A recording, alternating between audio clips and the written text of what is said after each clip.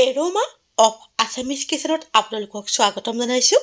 আমাৰ অসমীয়া মানুহৰ ভাতৰ কাঁহীখনৰ কাষত পিটিকা এখন থাকিলে লগত আন একো ব্যঞ্জন নহ'লেও চলি যায়।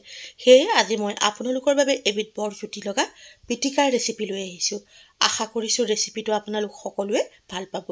আহকচোন ভিডিঅ'টো চাওক। ৰেচিপিটোৰ বাবে 4টা কৰ্দৈ টেঙা লোৱা হৈছে। প্ৰথমতে কৰ্দৈকেইটা জুইত পুৰি ল'ব লাগিব। অতিপাত গৰমত কৰ্দৈৰ এই পিটিকাখন খাবলৈ বৰ সোৱাদ লাগে। প্ৰিয় দৰ্শক, মোৰ এই চেনেলটোত আমাৰ পৰম্পৰাগত বিভিন্ন ধৰণৰ সুস্বাদু ৰেচিপিৰ ভিডিঅ' চাবলৈ পাব।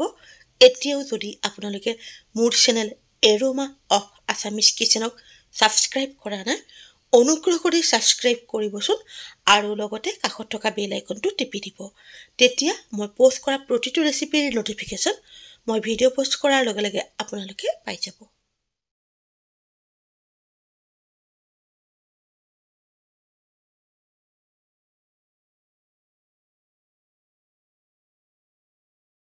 কৰ্দৈকেইটা পোৰা হৈ গৈছে। এতিয়া পাত্ৰ এটাত অলপমান পানী লৈ তাতে কৰ্দৈকেইটা জুবুৰিয়াই দিব লাগিব।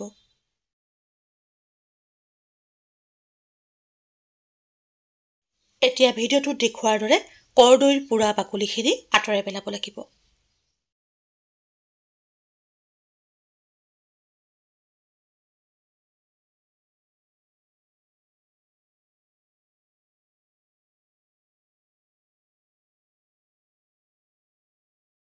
আপোনালোক সকলোকে জনাবলৈ বিচাৰোঁ, মই আমাৰ পৰম্পৰাগত ৰেচিপিবোৰ আমাৰ উঠি অহা প্ৰজন্মৰ বাবে ইউটিউবত সংৰক্ষণ কৰিব বিচাৰোঁ। লগতে অনা অসমীয়াসকলেও আমাৰ অসমীয়া খাদ্য সম্ভাৰৰ বিষয়ে জানক। সেয়ে সাধাৰণ যেন লগা ৰেচিপি এটাও মই ইয়াত সাঁচি থ'বলৈ চেষ্টা কৰোঁ।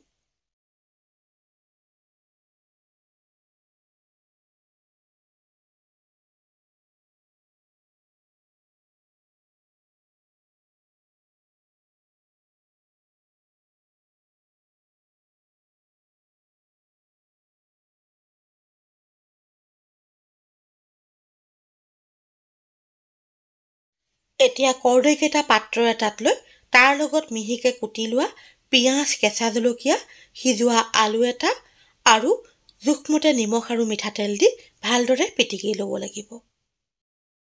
পিটিকাখনত ধনিয়া পাত অলপমান কুটি দিব পৰাহেঁতেন বৰ ভাল আছিল। ঘৰত ধনিয়া পাত নাছিল বাবে দিয়া নহ'ল।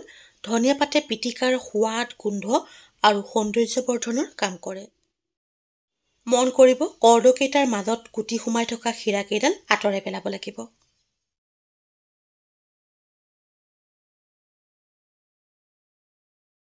কৰ্দৈ টেঙাৰ সুস্বাদু পিটিকা প্ৰস্তুত হৈ গৈছে।